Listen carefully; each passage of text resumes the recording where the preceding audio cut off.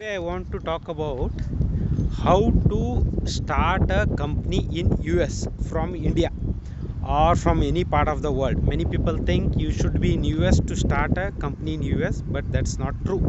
You can be in India, you can be in Bangladesh, you can be in Pakistan, Nepal, whichever part of the world you can have a business in US. It's super simple.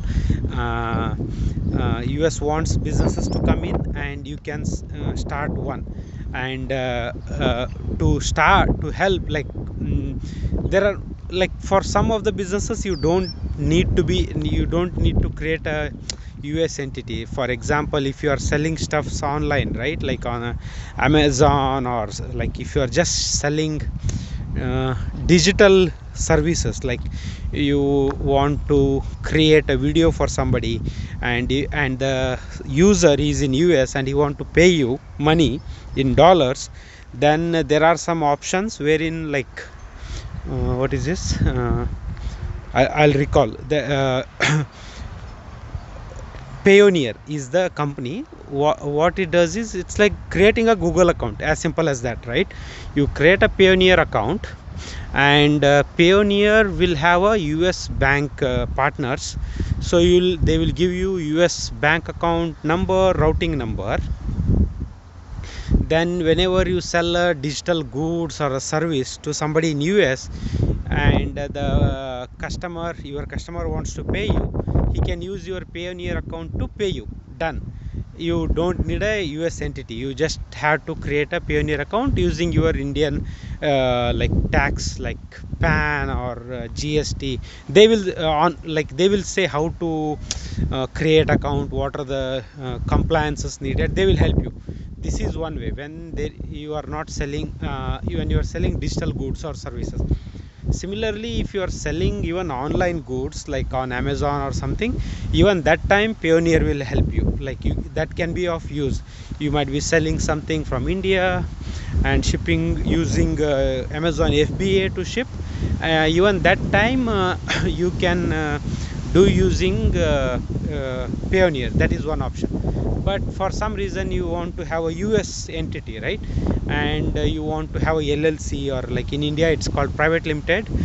Here they call it as LLC, limited liability corporation, C corp, S corp. Different categories are there. You might want to read about them, but I'll explain only about LLC or a corporation, how to create a corporation. So to create a LLC in US, you should be here. Because you are not here, you have to use some service providers. So there are multiple service providers. One of them is Stripe Atlas. Stripe Atlas is one, and then there are there is some many more. For this is the top of my mind, which is coming, and they charge like $400-$500 to create your LLC in US. They will create a Delaware corporation, and they will give you 1 year agent service. Like, if anything, like you create a company and somebody wants to reach out, because you are not here, they will handle that things. That's called registered agent service. That they will give for 1 year, as part of that $500 fee. And apart from $500 fee, there is something called as government fee, like filing fees for the state where you are creating the LLC. That you have to pay them. And it's a very established company. You don't have to worry whether they are doing it right or wrong. They will do it correct. And then you need a, like in India there is PAN number, right? So like that in US also, to receive money from somebody, you need something called as SSN, social security number. This is for individuals. If it's an organization, you need a EIN, employer identification number. So this Stripe Atlas will create a US entity, business entity, and also they will help get a EIN for you. they will ask your passport, your PAN card, all that stuff. You need to give them, and then they will create it. So once you have the US business and you have a EIN, then you are good to go. And also they will sometimes like registered agent service, right? That most of the legal documents go to them.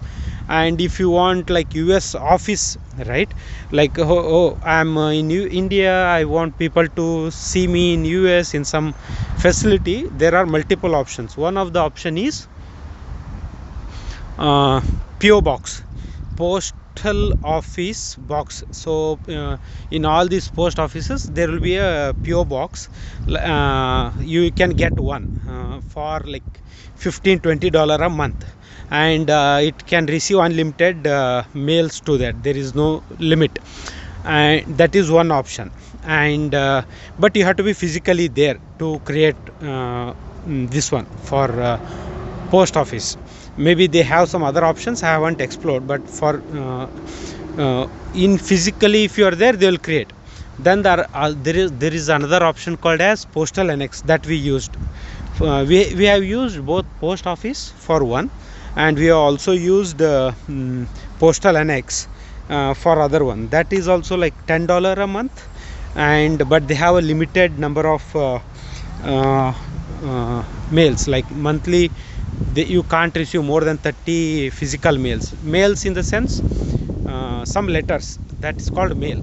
Email is electronic mail, right? For mail, like any documentation that comes in mails like that, you can receive up to 30 for $10. And if you want more mails, then there will be a price difference.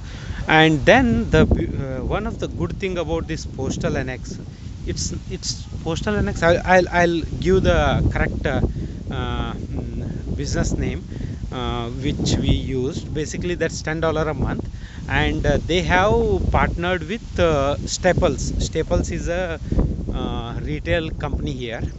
In Staples there will be they will assign you a PO box.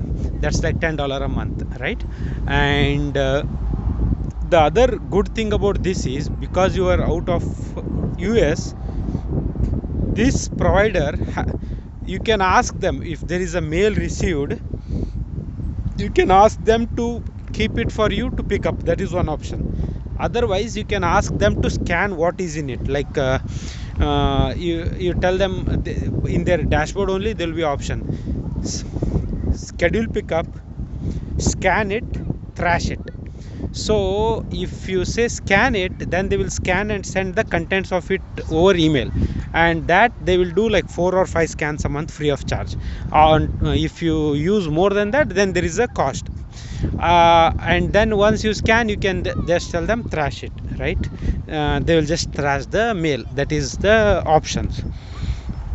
So for international founders, this is good.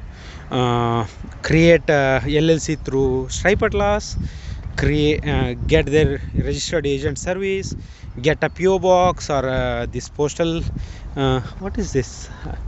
Yeah, like what I'll put that in the description below.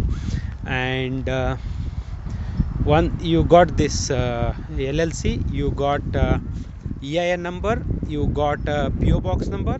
Now you have to get a bank account, right?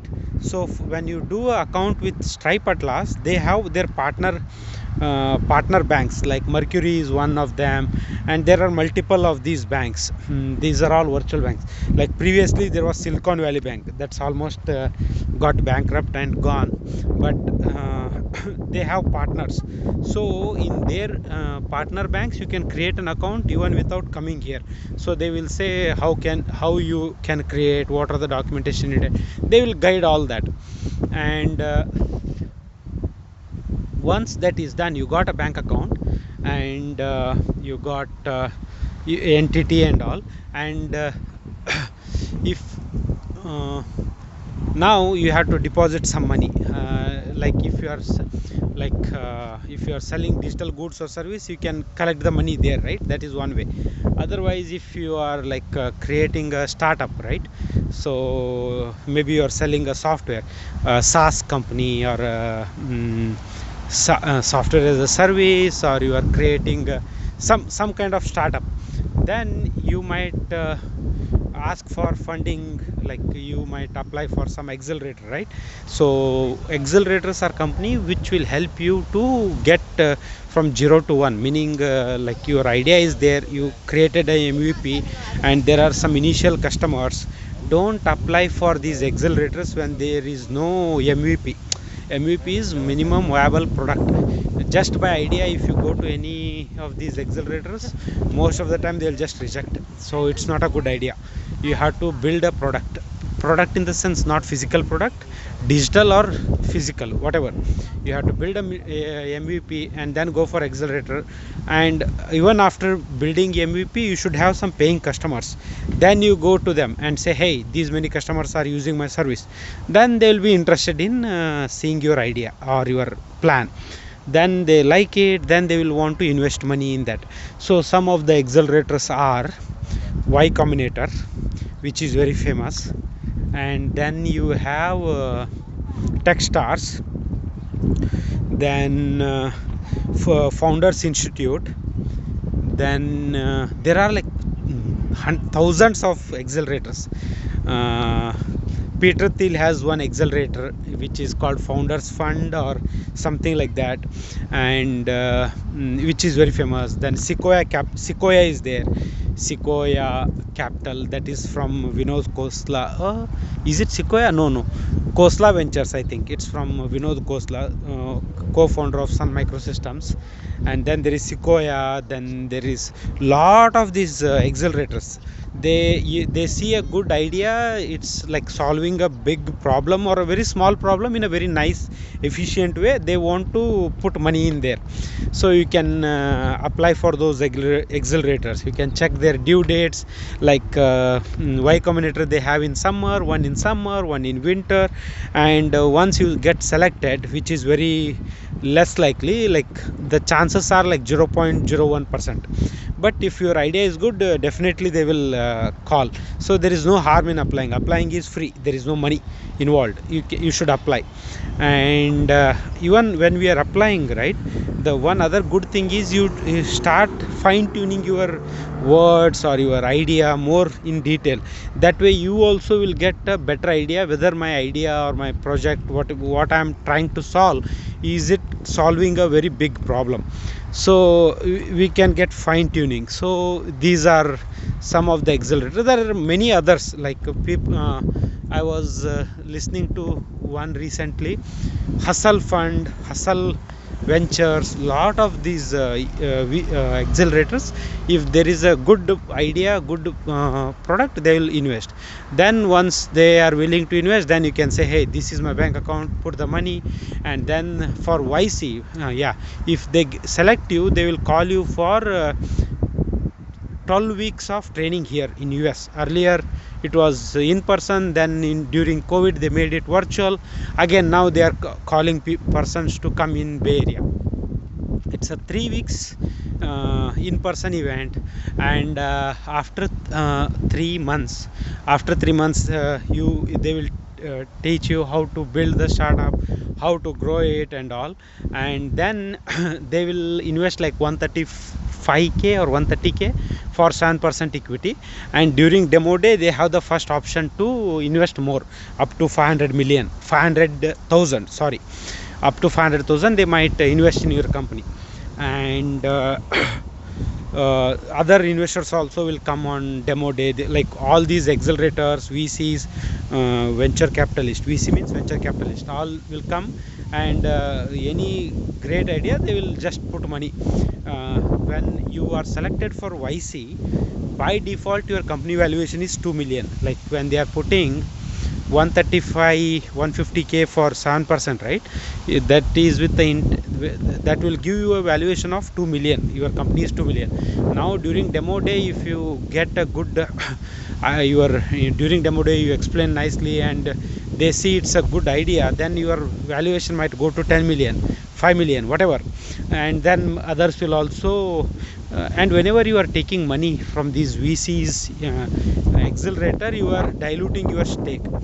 But you have to there is pros and cons, right? If you don't dilute or you don't give them a stake, then the basics, like foundation of starting a company, right? Like you are starting a job, some of your manager or mentor will help, but when you are starting a company, you either do it all yourself, you keep all your 100%, and it might not grow very good.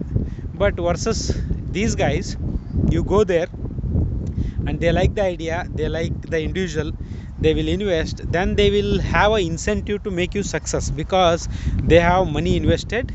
So they will give all the best practices to solve. And why would they do? Because they anticipate whatever startup you are building, it will become 100x. Like unless they see your company has a, like whatever money they put, right, for 7% 130k, they want to see whether it has a 100x ROI possibility. If it is there, then only they will put money or they will select. That you have to understand. And you might wonder, like, oh, if it's so good, then why should I put take their money? I can do it myself. Yes, you can do it yourself. You'll do a little mistakes, and if you are super smart and good, maybe you might end up creating $1 billion bootstrapped business. That is a possibility, but most of the time that doesn't happen like that, because it's like you always need some guide, right?